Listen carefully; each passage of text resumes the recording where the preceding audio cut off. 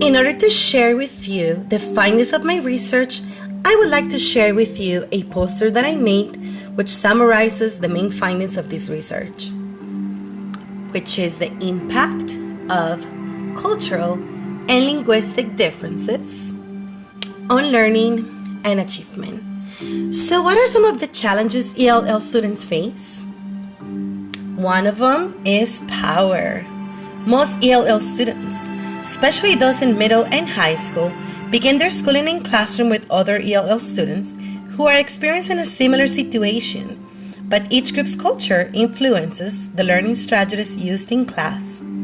If a certain ethnic group feels more empowered or diminished by another, different outcomes come to surface, impacting students' learning and achievement. Even the variation of English proficiency gives students a different level of power that can affect the learning strategies they use and their achievement in class. An example of this is a student with a higher proficiency in English may cause other students to feel inferior, and for the student to have higher grades and achieve more. Another challenge is the automaticity in language use and learning strategies.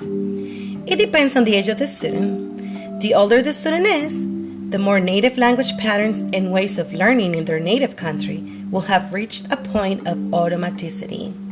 This makes it harder to learn a new language and to use new strategies presented by the teacher. Many students will continue using old learning strategies that may not be useful for the teacher's teaching style, or that may get them in conflict with other students. For language, grammar structure is usually more affected. This can result in some students' achievement being affected by the inability to master the target language and cultural studies strategies. Another one is teachers' color blindness. Some teachers, in an attempt to provide a non-discriminatory environment, have become colorblind. They have been refusing to accept students' differences, making the dominant culture become the norm.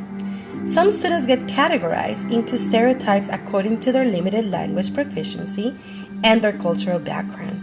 This can result in teachers demanding less of them, or for students to have to figure out their own ways of learning and adapting, even if that means simply giving up. Part of my research touched on Chinese international students and how different the way of learning is from the way the learning style is in the United States. So, what can we do as teachers?